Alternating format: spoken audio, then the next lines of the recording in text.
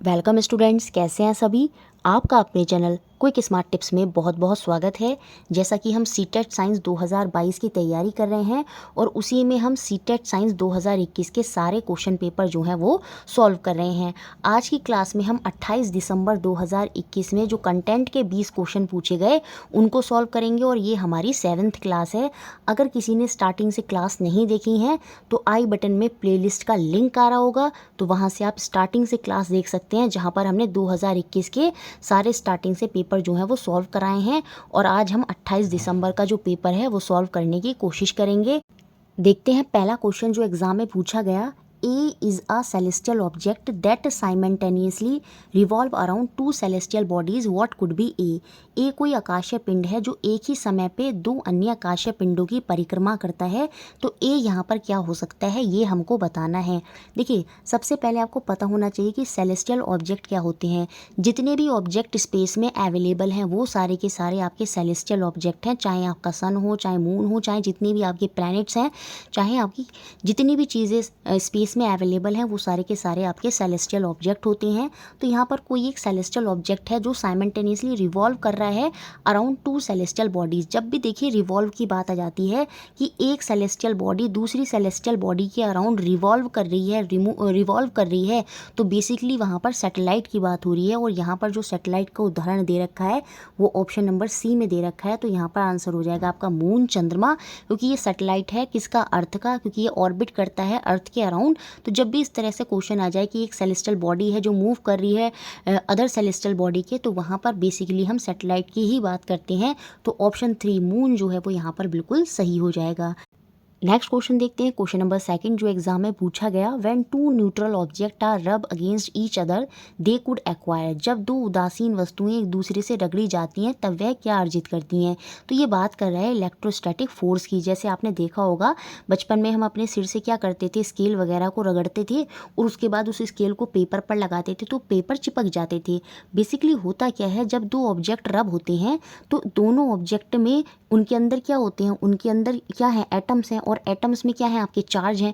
तो जब उन दोनों को रब करा जाता है तो एक के नेगेटिव और एक के पॉजिटिव जो हैं वो ऊपर आ जाते हैं। तो यहाँ पर अनलाइक चार्जेस जो हैं वो आ जाएंगे और सेम मैग्नीट्यूड के, मतलब अगर यहाँ पर 5 चार्ज नेगेटिव हैं तो यहाँ पर 5 चार्ज पॉजिटिव जो हैं वो एक साथ आ जाते हैं। और फिर अगर हम उसको किसी और दूसरी वस्तु पर लेकर जाते हैं जिसके क्या होंगे, पहले से ही नेगेटिव ऊपर होंगे, तो वो उसके साथ क्या होने लगती है, अट्रैक्ट करने लगेगी। और अगर सेम चार्ज होंगे दोनों के तो वो रिपेल करने लगेगी। बट बेसिकली होता क्या है, जब भी आप दो ऑब्जेक्ट को एक दूसरे से रब कर रहे होते हैं तो उन पर क्या होता है, उनके ऊपर जो उनके अनलाइक चार्जेस हैं वो आ जाते हैं। एक पर नेगेटिव आ जाएगा और एक पर आपका पॉजिटिव आ जाएगा और सेम अमाउंट में आएंगे। अगर एक पर 5 चार्ज आ रहे हैं नेगेटिव तो दूसरे पर भी 5 चार्ज पॉजिटिव आ जाएंगे। तो यहाँ पर जो आंसर हो जाना है वो आपका ऑप्शन नंबर 1 हो जाएगा। बेसिकली इलेक्ट्रोस्टैटिक फोर्स से ये क्वेश्चन पूछने की कोशिश करी है। समान परिमाप के विजातीय आवेश जो हैं वो उन दो वस्तुओं पर हमें देखने को मिलेंगे। नेक्स्ट क्वेश्चन देखते हैं, क्वेश्चन नंबर 3 जो एग्जाम में पूछा गया। Read the following statement and choose the correct option. नीचे दिए गए कथनों को पढ़िए और सही विकल्प पर हमें जाना है। यहाँ पर असर्शन और रीजन वाला है, अभिकथन है और उसके पीछे कारण दिया है। Temperature of the conductor is more than that of insulator when kept in the room overnight. ये तो पॉइंट यहाँ पर गलत है। रात भर किसी कमरे में रखे जाने पर सुचालक का ताप कुचालक की तुलना में अधिक होता है। सुचालक का ताप अधिक नहीं होगा, ताप अधिक तब होता जब वो अपने अंदर से हीट का फ्लो नहीं करा पाता। लेकिन जो सुचालक होते हैं वो अपने अंदर से जो हीट का फ्लो है बड़ी आसानी से करा देते हैं, जिसकी वजह से वो गर्म नहीं रहेंगे, वो तो ठंडे हो जाएंगे। तो यहाँ पर बोल रहा है कि टेम्परेचर ऑफ कंडक्टर मोर होगा, नहीं, टेम्परेचर ऑफ कंडक्टर मोर नहीं होगा क्योंकि वो अपने अंदर से हीट का ट्रांसफ़र करा देता है। तो इसलिए ये क्या हो जाएगा, पॉइंट हमारा गलत हो जाएगा। अब ए तो हमारा फॉल्स हो गया। जब ए फॉल्स है तो समझते हैं, बट इसके पीछे रीज़न दिया है, क्या वो उससे कनेक्शन खाता है या ये भी बिल्कुल गलत है।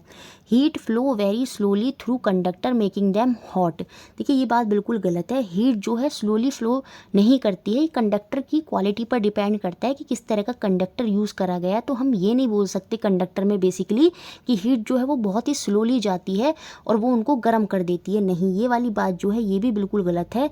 तो यहाँ पर बोथ ए एंड आर जो है वो दोनों के दोनों फॉल्स हैं, दोनों के दोनों जो हैं यहाँ पर गलत दिए हैं, जो पूरे आपकी असर्शन है और रीज़न है।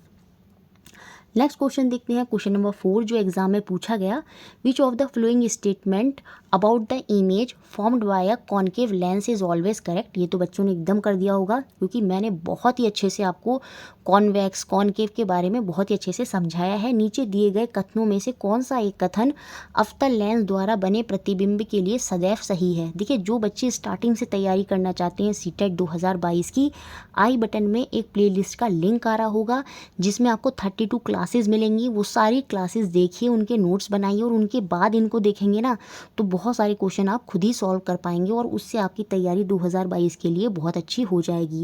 देखिए, दो तरह के लेंस होते हैं, एक आपका कॉन्वेक्स लेंस होता है और एक आपका ये कॉन्केव लेंस होता है। इसे हम उत्तल लेंस बोलते हैं, इसे हम अवतल लेंस बोलते हैं।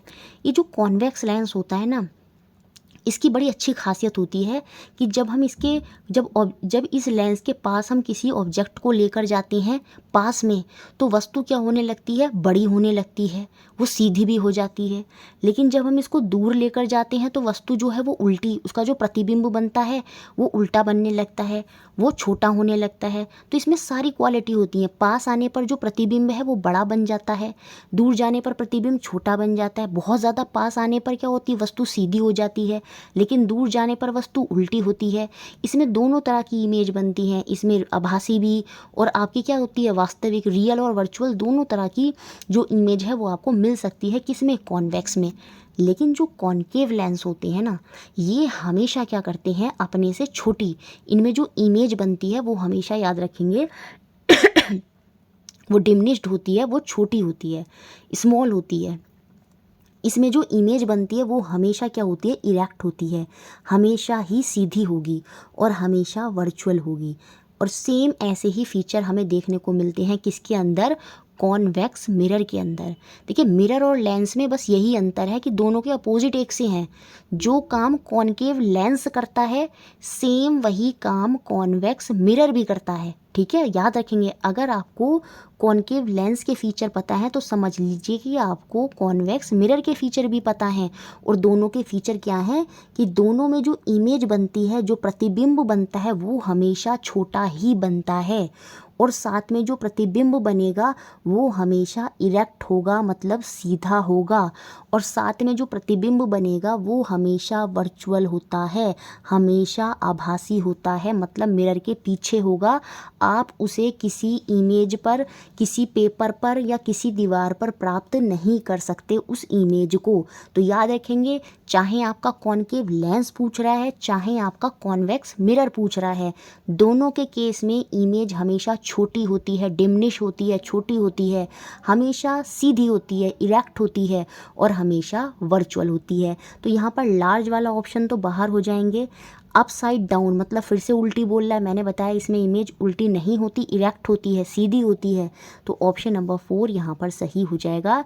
यह सीधा तथा बिंब से छोटा होता है। इसमें जो इमेज बनती है वो हमेशा कैसी होती है, वो सीधी होगी और हमेशा बिंब से, जो आपकी ऑब्जेक्ट है, उससे हमेशा छोटी होगी। तो ऑप्शन 4 यहाँ पर बिल्कुल सही है। नेक्स्ट क्वेश्चन देखते हैं, क्वेश्चन नंबर 5। प्रेशर से तो हर सेट में क्वेश्चन आया है, तो ये पॉइंट अच्छे से याद रखेंगे। कुछ इंपॉर्टेंट टॉपिक्स की थ्योरी मैराथन सेशन में लेके आऊँगी बाद में, चिंता ना करें, चैनल से जुड़े रहें एंड तक, जब तक आपका एग्ज़ाम होगा। बहुत सारी चीज़ें अभी हमें करनी है आगे। प्रेशर के बारे में इतना याद रखिए, प्रेशर होता है अपना फोर्स अपॉन एरिया, बल अपॉन क्षेत्रफल। देखिए, जितना ज़्यादा बल होगा उतना ज़्यादा प्रेशर होगा, ये वाली बात, पहला पॉइंट। फिर एरिया मतलब क्षेत्रफल, जितना ज़्यादा क्षेत्रफल होगा उतना कम प्रेशर होगा। अब कैसे आप याद रख सकते हैं इसको, देखिए, अब इन्होंने यहाँ पर एक उदाहरण ही दिया, why it is easier to carry bag with large and broad strap. बड़ी और चौड़ी पट्टी वाले कंधे से लटकने वाले बैग को उठाना आसान क्यों होता है, क्योंकि हमने उसका एरिया बढ़ा दिया। उसकी जो स्ट्रिप है, जो उसकी स्ट्रैप है, वो हमने क्या कर दी, ब्रॉड कर दी, वो हमने बहुत चौड़ी कर दी। चौड़ी कर दी मतलब उसका जो एरिया है, उसका जो क्षेत्रफल है, वो हमने बढ़ा दिया। और एरिया बढ़ाने से क्या होता है, हमेशा प्रेशर कम हो जाता है। तो वहाँ पर जो प्रेशर है, वो जो दाब है, वो कम हो गया, जिसकी वजह से हम सामान को उठा पा रहे हैं। क्योंकि प्रेशर कम तो फोर्स कम, तो हम सामान को इजीली उठा पा लेते हैं।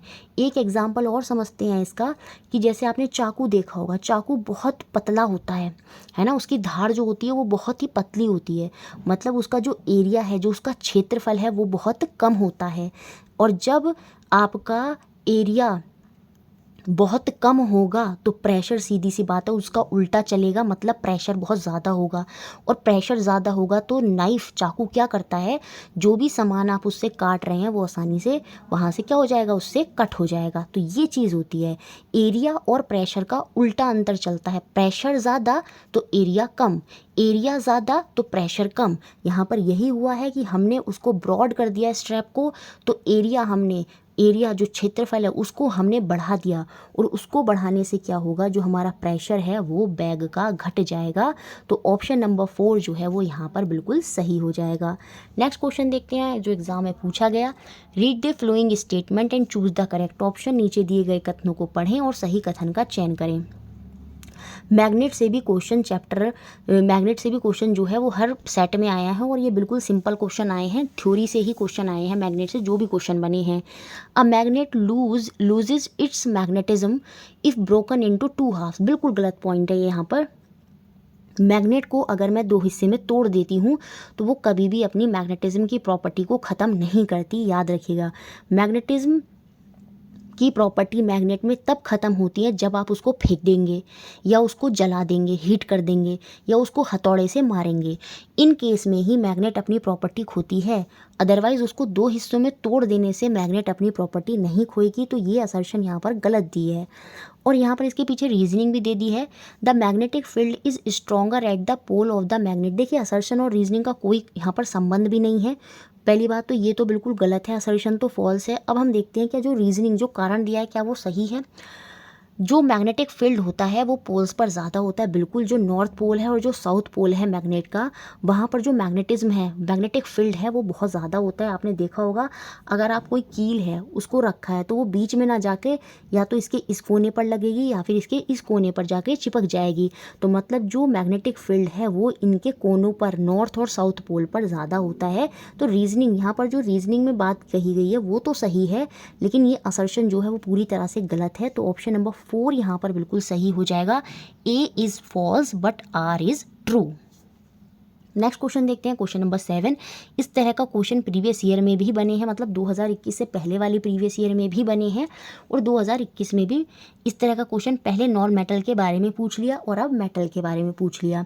विच of the following is true for all metal. जितने भी मेटल हैं, ऑल मेटल के बारे में दिया गया कौन सा कथन सही है। धातुओं के बारे में हमें बताना है, सभी धातुओं के बारे में।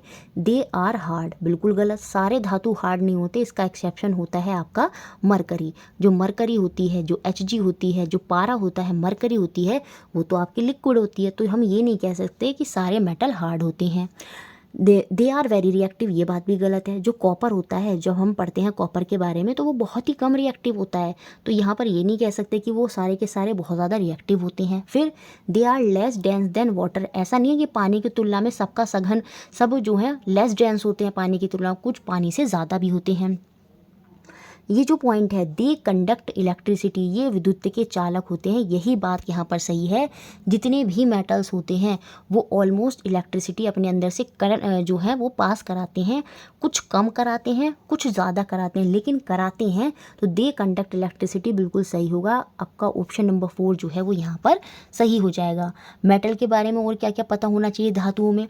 धातु जो होते हैं ये आपकी क्या होते हैं, इनको पीटा जा सकता है, पीटने पर ये फैल जाते हैं। जैसे आपका क्या हो गया, एल्युमिनियम वगैरह हो गया। इनको खींचा जा सकता है, जैसे जो गोल्ड होता है आपने देखा होगा, उसको पतले पतले तार जो हैं वो बनाए जा सकते हैं। तो मेटल की कुछ प्रॉपर्टीज़ आपको पता होनी चाहिए और नॉन मेटल की भी प्रॉपर्टीज़ आपको पता होनी चाहिए। नेक्स्ट क्वेश्चन देखते हैं, क्वेश्चन नंबर 8 जो एग्जाम में पूछा गया। Which of the following is not an application of method of separation called centrifugation. ये बहुत ही आसान है। निम्न में से कौन सा अभिकेंद्रण द्वारा पृथक्करण की विधि का अनुपयोग नहीं है, है ना। किसमें जो अभिकेंद्रण द्वारा पृथक्करण होता है, सेंट्रीफ्यूगेशन जो होता है, जैसे आपने देखा होगा मम्मी यहाँ क्या करती हैं, जो घी वगैरह निकालती हैं तो रई को घुमाती हैं बीच में से, और जो घी होता है वो साइड में आ जाता है। तो यही आपका क्या हो गया, उसमें से क्या करा, घी जो है अलग कर लिया उस मट्ठे में से, तो बेसिकली वो भी एक सेपरेशन है और उस सेपरेशन को ही हम सेंट्रीफ्यूगेशन ही कहते हैं, अभिकेंद्रण कहते हैं। जैसे separation of water from wet cloth in washing machine, washing machine में भी तो यही होता है, कपड़े धोने की मशीन में गीले कपड़ों से पानी का पृथक होना, तो ये यहाँ पर सेंट्रीफ्यूगेशन ही होता है, गोल गोल घुमा के ही होता है कि कपड़े सूखे हुए इधर हो जाते हैं, पानी उससे निकलकर बाहर निकल जाता है। सेम ऐसे ही separation of butter from milk, दूध से मक्खन जो है वो इसी तरह से अलग किया जाता है, उसको गोल गोल घुमाया जाता है, जो दूध है वो एक तरफ रह जाता है और जो मक्खन है वो उसके किनारों पर आ जाता है।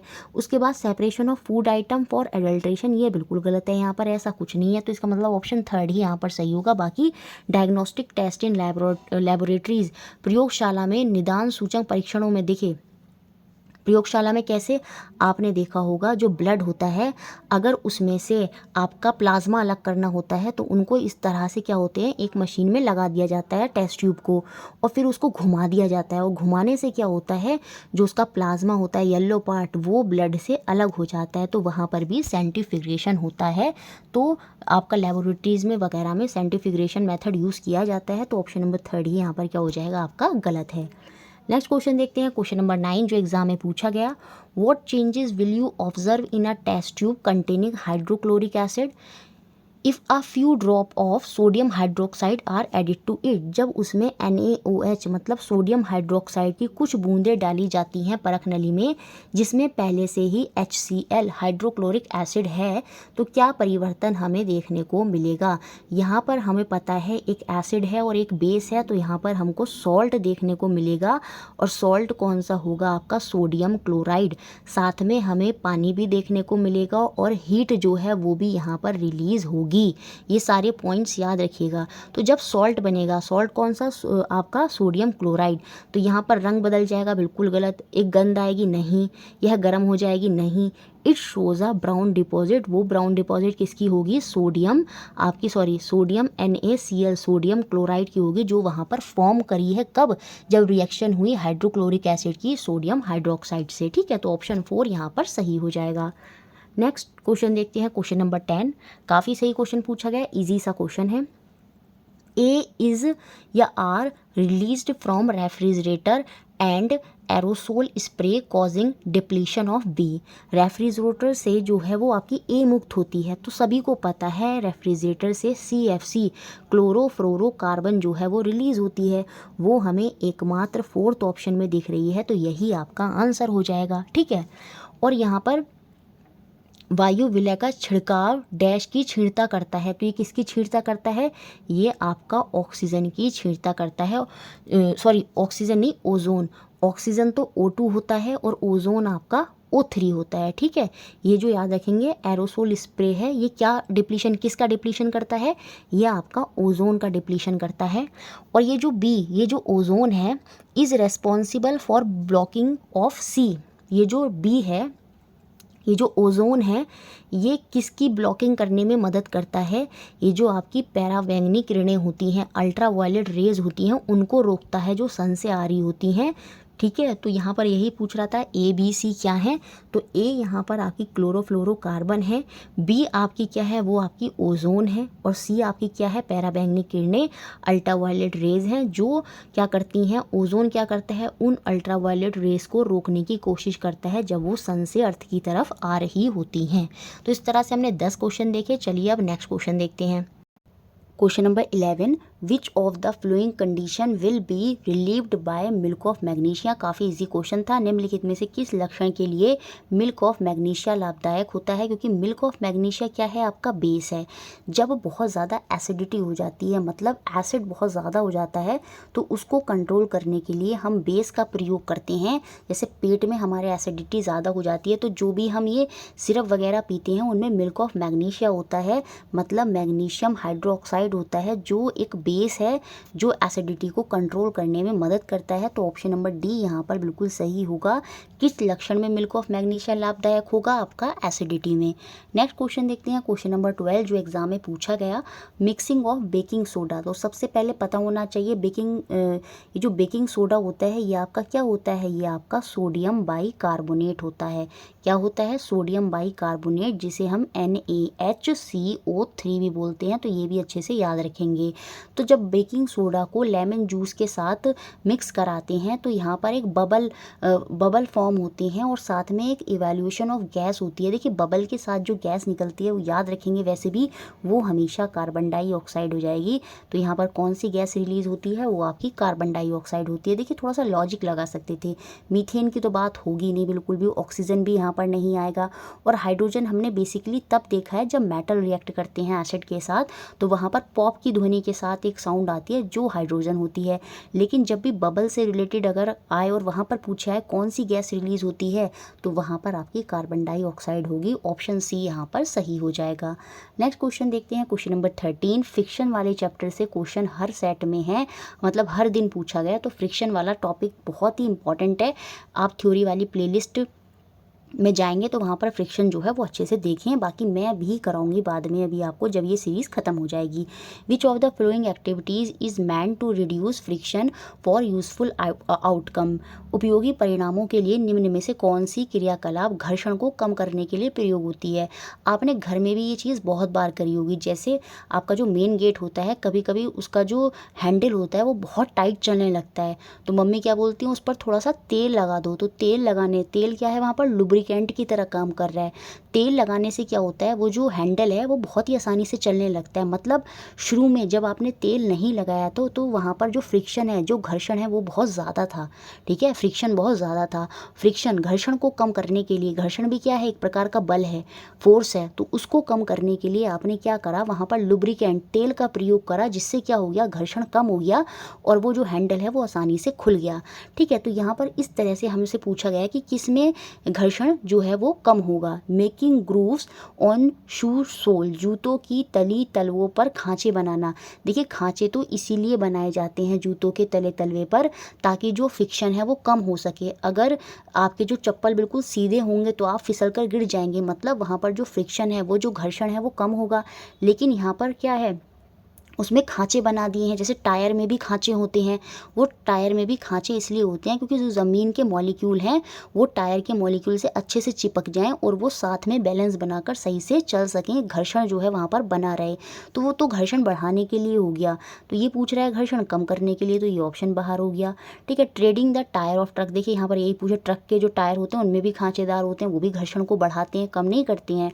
यूजिंग ब्रेक पैड्स इन ऑटोमोबाइल, है ना, स्वचालित वाहनों में ब्रेक पैड का उपयोग करते हैं, ये भी घर्षण को कम नहीं करने के लिए होते हैं, घर्षण को बढ़ाने के लिए होते हैं, ताकि वहाँ पर जो स्पीड है वो थोड़ा बैलेंस होके चले। फिर इसके बाद देखिए यहाँ पर ये हो जाएगा, applying graphite between moving part of machine, machine के पार्ट सही से नहीं चल रहे हैं क्योंकि मतलब वहाँ पर घर्षण ज़्यादा है, फ्रिक्शन ज़्यादा है। तो उस घर्षण को, उस फ्रिक्शन को कम करने के लिए मशीन के गतिशील पुर्जों के बीच हम क्या करेंगे, ग्रेफाइट की परत जो है वो वहाँ पर बना देंगे, जिससे वो स्मूथली जो है वो वर्क करेंगे। तो रिड्यूस फ्रिक्शन कहाँ पर होगा, वो ऑप्शन नंबर 4 में हो जाएगा। नेक्स्ट क्वेश्चन देखते हैं, क्वेश्चन नंबर 14। ये थोड़ा अलग क्वेश्चन था, ये आप नहीं कर पाते, सिलेबस से बाहर क्वेश्चन था। तो चलिए क्वेश्चन को समझते हैं। Read the following statement and choose the correct option. नीचे दिए गए कथन को पढ़िए और सही विकल्प का चयन करिए।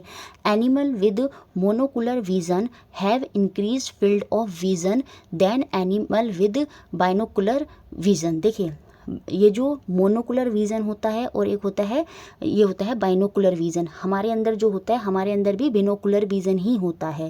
देखिए मोनोकुलर विज़न क्या होता है, इसको थोड़ा समझते हैं। जैसे कोई एनिमल है, उसकी 2 आइज़ हैं, तो एक आइज़ से वो क्या कर सकता है, किसी वस्तु को से देख सकता है, उसके लिए उसको दूसरी आइज़ की ज़रूरत नहीं है। वो एक ही आइज़ से, इंडिपेंडेंट एक ही आइज़ से क्या कर सकता है, किसी वस्तु को देख सकता है और दूसरी आइज़ से क्या कर सकता है, एक दूसरे ऑब्जेक्ट को देख सकता है। तभी तो क्या होता है, एनिमल्स जो होते हैं वो डेंजर को बड़ी आसानी से महसूस कर लेते हैं, क्योंकि उनकी आइज़ जो होती हैं वो क्या होती हैं, उनमें मोनोकुलर विजन होता है। उनकी जो आइज़ हैं वो इंडिपेंडेंटली काम करती हैं। लेकिन जब हम देखते हैं तो हमारा क्या होता है, बिनोकुलर विजन होता है। जब हम किसी वस्तु को देखते हैं तो हमारी दोनों आइज़ वहाँ पर जाती हैं और उससे क्या होता है, हमें जो ऑब्जेक्ट है वो बहुत ही डीपली दिखता है। लेकिन इनको जो ऑब्जेक्ट है ना, मोनोकुलर विजन में ऑब्जेक्ट बहुत डीपली नहीं दिख पाता, लेकिन इनको जो ऑब्जेक्ट है बिनोकुलर विजन में ऑब्जेक्ट दोनों आइज़ एक साथ देखती है। जैसे हमारे अंदर होता है, दोनों आइज़ ही जाती हैं एक ऑब्जेक्ट को देखने के लिए और वो एक अलग से एक नई एक और इमेज बनाती हैं और उस पर फोकस करके हम डेप्थली क्या करते हैं, किसी ऑब्जेक्ट को देख पाते हैं। तो समझ में आया, मोनोकुलर विजन बेसिकली एनिमल में देखने को मिलता है और ये बात यहाँ पर सही होगी। Animal with monocular vision have increase field of vision, उनका जो एरिया होगा देखने का वो सीधी सी बात है वो बढ़ जाएगा, क्योंकि जो उनकी आंखें हैं वो इंडिपेंडेंटली काम करेंगी। इधर भी देख सकते हैं किसी ऑब्जेक्ट को, इधर भी देख सकते हैं, तो उनका जो फील्ड ऑफ विजन है वो बढ़ जाता है। तो यहाँ पर ए बिल्कुल सही हो जाएगा। बाकी देखते हैं, animal with monocular vision have ability to overlap vision field, नहीं ये तो इंडिपेंडेंटली काम करते हैं, तो ओवरलैप विजन फील्ड नहीं होता इनका। तो ए सही है, आर गलत है। तो यहाँ पर ऑप्शन नंबर 3 जो है वो बिल्कुल सही हो जाएगा। ये जो ओवरलैप विजन फील्ड होता है, जब दोनों आंखें एक साथ जा रही होती हैं, वो आपका बिनोकुलर विजन में देखने को मिलता है। जो हमारे अंदर होता है ओवरलैप विजन फील्ड, तो वो यहाँ पर मोनोकुलर विजन में नहीं होगा। तो ये यहाँ पर गलत है और आपका जो असर्शन है वो सही है। तो ऑप्शन 3 यहाँ पर सही हो जाएगा। नेक्स्ट क्वेश्चन देखते हैं, क्वेश्चन नंबर 15 जो एग्जाम में पूछा गया। Which of the following process can not be considered as an essential characteristics of all living being, जो हम जीवधारी हैं सभी में क्या होता है का एक अनिवार्य अभिलक्षण नहीं माना जा सकता। कौन सी प्रक्रिया सभी जीवधारियों का अनिवार्य अभिलक्षण नहीं है, ये हमको बताना है। देखिए, रेस्पिरेशन मोस्ट इंपॉर्टेंट है, रिप्रोडक्शन भी बहुत इंपॉर्टेंट है, एक्सक्रीशन भी, उत्सर्जन भी इंपॉर्टेंट है, लेकिन यहाँ पर जो ये इजेशन लिखा है, मल त्यागना, ये इतना इंपॉर्टेंट नहीं है। एक्सक्रीशन अलग अलग तरीके से हो सकता है, उसी के अंदर आ जाता है ये मल त्यागना, एक्सक्रीशन के अंदर ही आ जाता है, उत्सर्जन के अंदर ही आ जाता है। तो यहाँ पर ये अलग से ये नहीं होगा इजेशन। तो यहाँ पर ऑप्शन नंबर ए जो है वो ही यहाँ पर क्या हो जाएगा, बाहर हो जाएगा। नेक्स्ट क्वेश्चन देखते हैं, question number 16। Which of the following vitamin is most easily destroyed vitamin while cooking, भोजन पकाते समय अत्यधिक आसानी से नष्ट होने वाला विटामिन कौन सा होता है। देखिए, आपने सुना होगा जो लोग प्रोटीन पाउडर वगैरह पीते हैं, अगर उनको बोला जाता है कि मिल्क में अगर आपको प्रोटीन डाल के पीना है तो मिल्क को ज़्यादा गर्म नहीं करना है।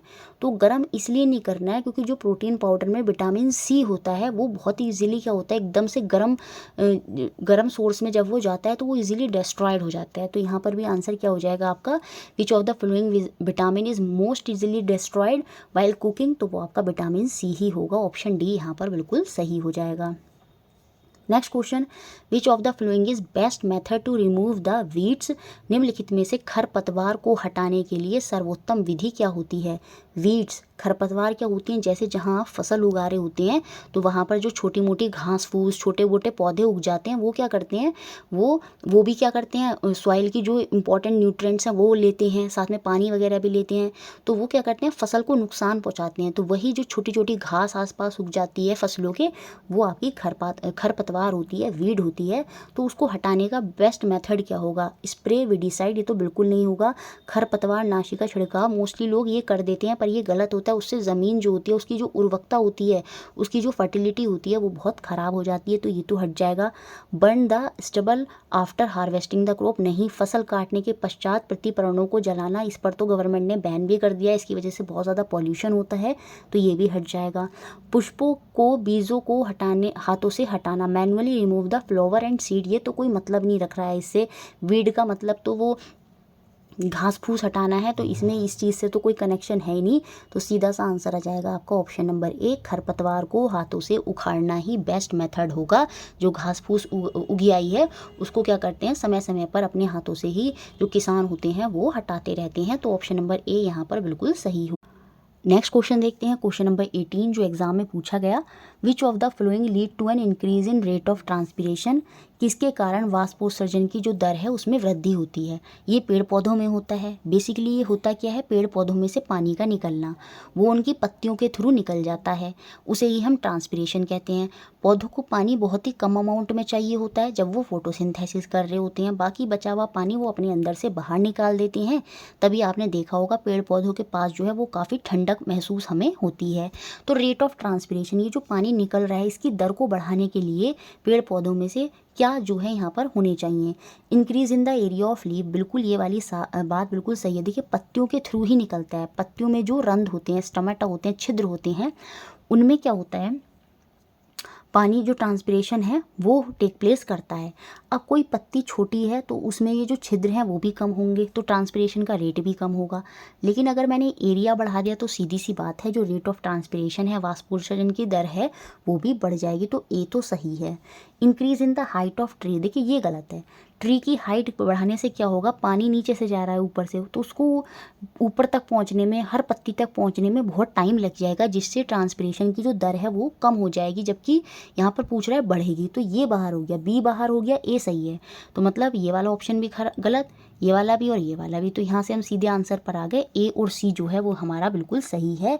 अगर हम एरिया बढ़ा देते हैं लीफ का, और साथ में इंक्रीज इन विंड वेलोसिटी, हवा के वेग में वृद्धि। आपने देखा होगा जब हवा बहुत तेज़ से चलती है तो जो पानी होता है पेड़ों पर वो बड़ी तेज़ी से इधर उधर गिर जाता है, तो वो विंड वेलोसिटी से भी क्या होगा, ट्रांसपिरेशन का रेट जो है वो बढ़ जाएगा। तो ए और सी यहाँ पर सही है, ऑप्शन सेकंड सही हो गया।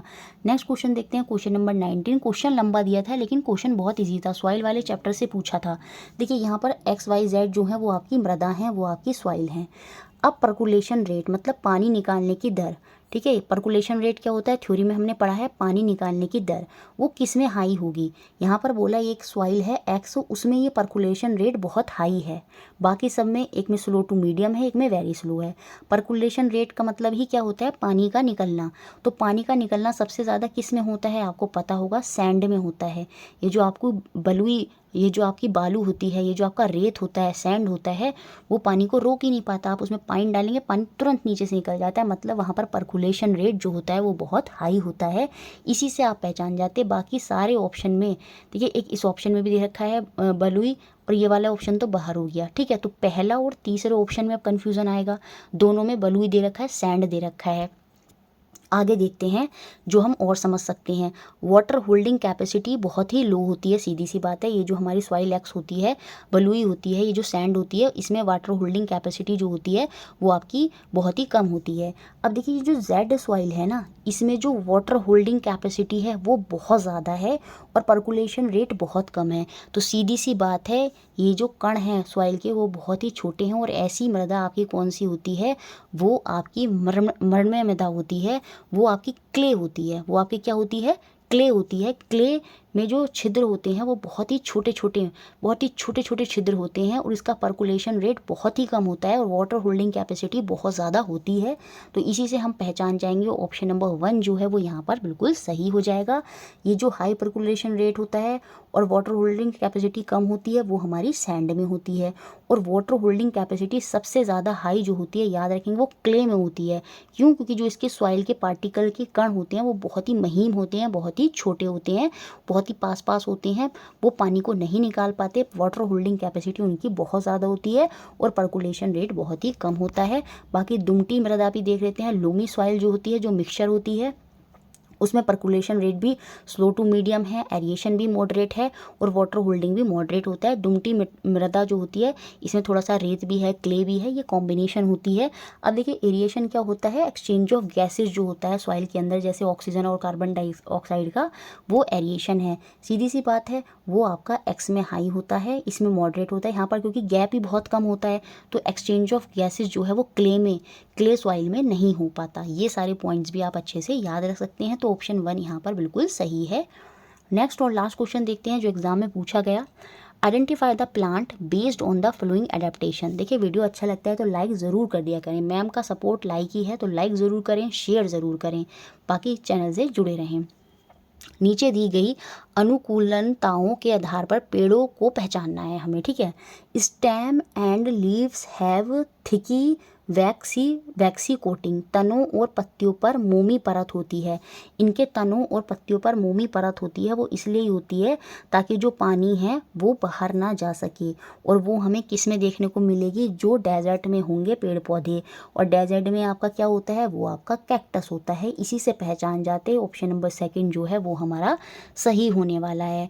आपका स्टेम और leave have thick waxy coating, इनके ऊपर इनकी जो स्टेम होती हैं उन पर थिकी वैक्सी कोटिंग होती है, ताकि जो ट्रांसपिरेशन का रेट है, जैसे अभी हमने पीछे देखा था, तो इन पर वैक्सी कोटिंग होने से क्या होता है, जो उनका ट्रांसपिरेशन का रेट है वो बहुत ही कम हो जाता है। वो उनको पानी को निकालने में, जो पानी बाहर निकल रहा है उसको रोकने में मदद करता है। तो तने और पत्तियों पर मोमी परत वहाँ पर देखने को मिलती है हमें कैक्टस के अंदर, ठीक है। लीव्स हैव, बाकी इसी से हम पहचान जाते हैं, ऑप्शन नंबर सेकंड जो है वो हमारा सही है। बाकी ऑप्शंस भी देख लेते हैं। Leaves are needle shaped and are shed rapidly, नकुली आपकी जो होती हैं वो पत्तियां होती हैं और शीघ्रता से क्या होती हैं, झड़ जाती हैं। बेसिकली ये कॉनिफर्स होते हैं जो आपके ठंडे इलाकों में देखने को मिलते हैं। कुछ इस तरह के ट्री होते हैं, ये इस तरह के शेप में लंबे लंबे ट्री होंगे, इस तरह से ऐसे ऐसे करके। ये वाले जो ट्री होते हैं लंबे लंबे, ये हमारे आपके कॉनिफर्स होते हैं और बेसिकली ये ठंडे इलाकों में मिलते हैं। तो इनकी जो लीव्स होती हैं वो निडल शेप की होती हैं और वो आसानी से शेड कर जाती हैं rapidly. Leaves are finger like, ये हमें देखने को मिलती हैं हाइड्रिला जो पानी के अंदर होते हैं। और आपकी स्टेम है होल्स, आपने अगर लोटस देखा होगा तो उसकी स्टेम में आपने देखा होगा इस तरह से, तो उसमें बहुत सारे ऐसे ऐसे करके छिद्र होते हैं, होल्स होते हैं, तो वो आपके लोटस में देखने को मिलते हैं। तो ऑप्शन नंबर सेकंड जो है वो यहाँ पर सही है। इस तरह से हमारे ये सारे क्वेश्चन कंप्लीट हुए। वीडियो अच्छा लगता है लाइक करें, शेयर करें और चैनल से जुड़े रहें।